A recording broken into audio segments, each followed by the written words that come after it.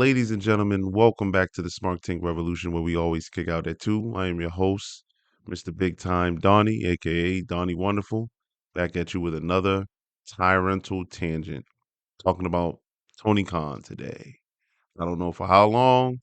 I don't even know what I'm going to discuss, but it's on my heart to share my thoughts with you, our Smart Tank Revolution faithful, our Smart Tank Revolution supporters. Go ahead and smash that like button and please accept our invitation to subscribe to the channel. I love the engagements we've been getting on some of our videos, especially our shorts. They've been comical to say the least and very entertaining. But yes, I'm going to start this off because I have no idea where we're going. My GPS is off. I'm just going to make sure that I don't drive down any one-way streets here. But I'm going to start off with a paradox, actually, a very contradictory statement spoken by yours truly. Backtrack a bit. What was it, a week ago? The footage. I side with my boy, One Bill Phil. But I also like Tony Khan, so I take no sides. I'll go ahead and figure that one out. That's a Rubik's Cube. That's the Da Vinci Code. Go ahead and try to crack that one. I don't I don't know. That's a very emotional statement. But the reason why I like Tony Khan, because just as CM Punk said in his beautiful interview that we've all seen by now with Ariel Hawani, Tony's a nice guy, and he's an actual fan of wrestling. He's a fan, and this is why I don't throw Tony Khan in the company with the Dixie Carter. No offense, in the company with Vince Russo. No offense. Tony was an actual wrestling fan, but boy, has this been a 180.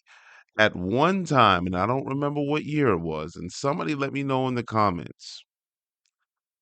Tony Khan was voted Booker of the Year. Now look at this catastrophe. I must say, one of the issues with AEW has been their booking. What we're seeing now is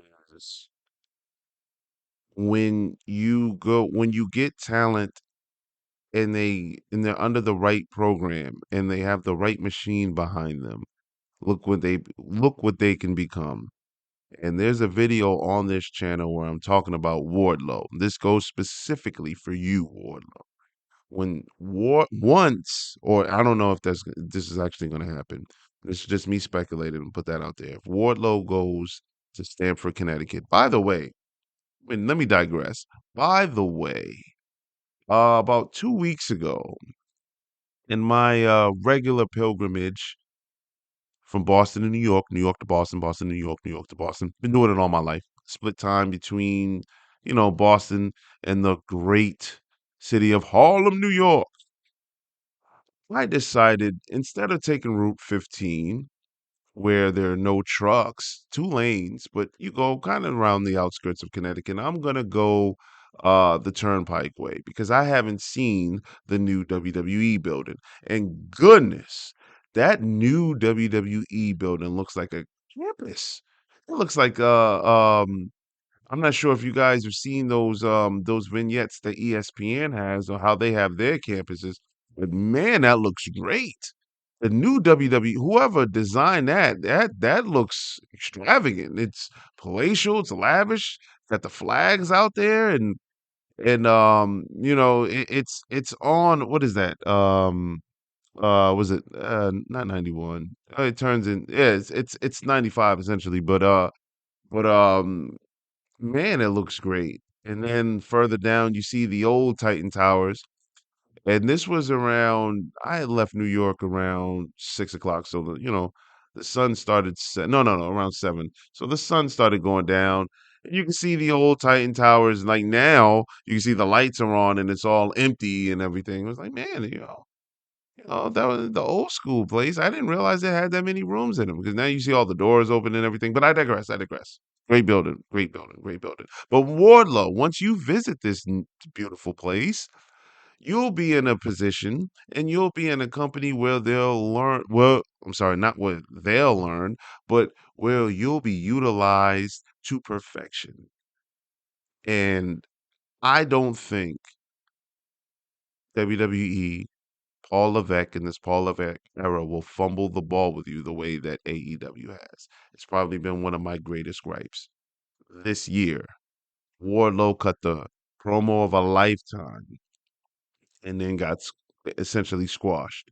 And I don't mind Samoa Joe being the champion at all. But here's the thing. These guys are built to the sky.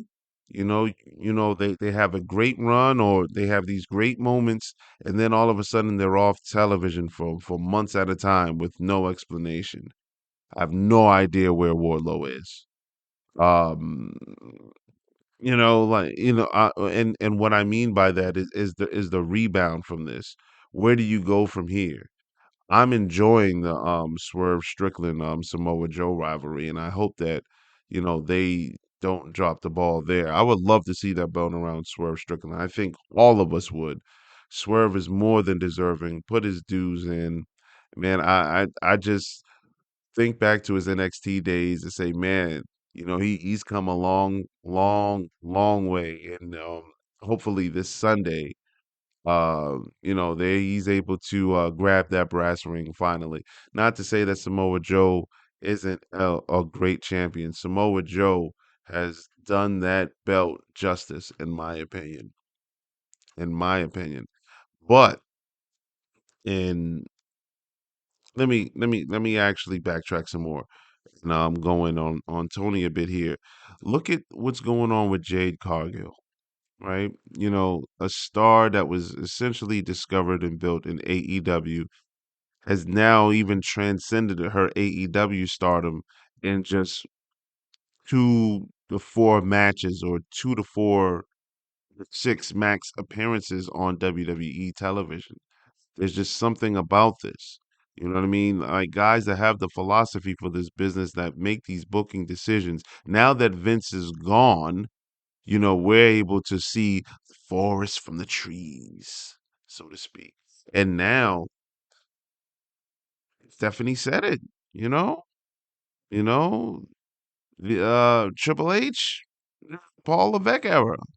He don't like us to call it that, but night two, the opening to WrestleMania, night two. That encompasses everything we see here. And that may be a little bit too difficult to compete with. I think I and I like you, Tony. I really like Tony Khan. But here's what I hope that doesn't happen. Obviously, there's a leak in the roof somewhere. But let's just not say, hey, this is only bad when it rains. Because then it's going to be like, well, it's worse under thunderstorms. Like if it's torrential rain, then we have to fix it. And then it's going to be like, well, the roof hasn't caved in yet, so we can delay it, delay it, delay it. No, no, no. We need to fix this issue now. Fix the issue now. And unfortunately, I think I'm trying to find the moment where the magical bullet struck the promotion as it was riding through um Daily Plaza. Was it Daily Plaza? I'm a history guy. I'm a history guy. I should Daily Square. I think. Yeah, Daily Square. Sorry, I'm in Massachusetts. Sorry for the JFK reference, but you know, I have to also blame the EVPs and Matt and Nick. Man, I'm a fan of the Young Bucks. I've been a fan of the Young Bucks, but you guys were wrong on this one, dead wrong on how you guys handled the whole CM Punk fiasco. You know, two of the four of you, CM Punk, Kenny Omega, Young Bucks, two of the four of you, and that's my printer going off by the way. By the But two of the four of you were willing to be professional and actually sit down, let bygones be bygones, and establish a somewhat working relationship to where you guys can be cordial and make the promotion money. Two of the four of you were. Two of you held on to a grudge like someone stole your popsicle or your bicycle, or they pushed you in the sand at recess. I don't know, man. Like it's just to think of the mess that this has, that you all have to live with the afterbirth of this nonsense. AEW literally hasn't been the same in a long, long, long time. Where's Miro? You guys, the names are there. It's just these guys just off television, just collecting money, to sit at home when they could be used. My esteemed colleague, Mr. Joey Business, will always find a way to give a shout out to in these videos. So shout out to you, Mr. Joey Business. I remember him saying that MJF, was supposed to be the WWE killer. And I think there was still potential for that. MJF is a great talent. I'm not sure if he resigned or not because now I'm at the age in my smarkdom where I'm gonna stay away from those spoilers and dirt sheets or whatever we're calling them. I'll glance at them every now and then, but I want to be a fan all over again, and I enjoy having multiple promotions and multiple successful promotions because in the end, and I'm going to bring it home with this 'cause I have nothing else to ramble about, but in the end, I'm not sure who said it. I believe it was maybe Dax said it. Yeah, yeah, yeah. I think Dax from FTR said it. But I'm gonna paraphrase what he said. And that is, you know, the fact that you can make a living doing what our favorite wrestlers do professionally. You can feed your family, you pay your mortgages, whatever the case is. The fact that you can be successful and make a happy, healthy living. And you don't always have to be stuck or tethered to the machine called WWE. Because let's be real, they don't have enough spots for everybody. But the fact that you can do it successfully in the States on a nationally televised program is a blessing. And I hate hearing how AEW's ratings are going down, drain, and like the bad news is just overwhelming because it just seems like it gets worse and worse and worse and worse. And then, like there's all of these rebuttals to interviews and this tit for tat and going back and forth. All of that is overshadowing some great wrestling that we're seeing. Tony, I'm actually on your side, even though I'm not on any side. Well, actually, then let me define this. So I'm on the side of professional wrestling, and I love WWE and AEW, and I want all the talent to put themselves in the best situations where they can be successful. That means some people need to jump ship, go to WWE, and some people need to go to AEW, ROH, New Japan, whatever the case may be. And we're gonna leave it at that. Thank you guys for listening to this rant.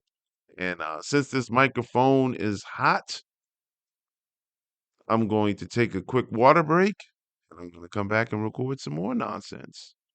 Maybe I'll make sense. Who knows? It's all just a tangent.